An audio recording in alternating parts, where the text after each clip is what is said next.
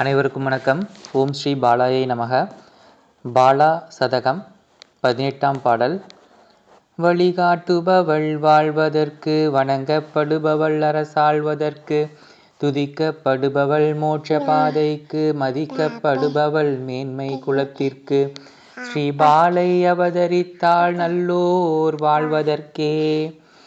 பாடலின் பொருள்: வழிகாட்டுபவள் வாழ்வதற்கு, அடியார்கள் வாழ்வதற்கு நல்ல வழிகாட்டுபவள் அன்னை பாலையாவாள்.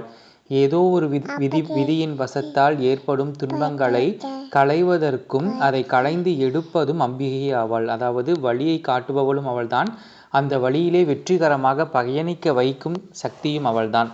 வணங்கப்படுபவள் அரசாள்வதற்கு, யாரெல்லாம் மன்னராக இருந்தார்களோ இருக்கின்றார்களோ அவர்கள் அனைவராலும் பெரும் பூஜை ஏற்று கொள்ளப்பட்டவள் ஸ்ரீ பாலா ஆவாள். அன்னையின் ஆசீர்வாதமே அரசாட்சிக்கு ஆதாரம் ஆகிறது. துதிக்கப்படுபவள் மோட்ச பாதைக்கு, மோட்சம் கிடைக்க வேண்டும் என்றால் வேறு வழியே கிடையாது, தாயின் பாதமே முக்கியம். அதனால் துதிக்கப்படுபவள் மோட்ச பாதைக்கு. மதிக்கப்படுபவள் மேன்மை குலத்திற்கு, யாரெல்லாம் தாய்மையை கொண்டாடுகிறார்களோ யாரெல்லாம் தாய்மையை வணங்குகிறார்களோ அவர்கள் அனைவரும் மேன்மை குலத்து மக்கள். அப்படி இருக்கும்போது தாயாகிய பாலையை கொண்டாடுபவர்களும் மேன்மை குலத்திற்கு வித்திடுகிறார்கள்.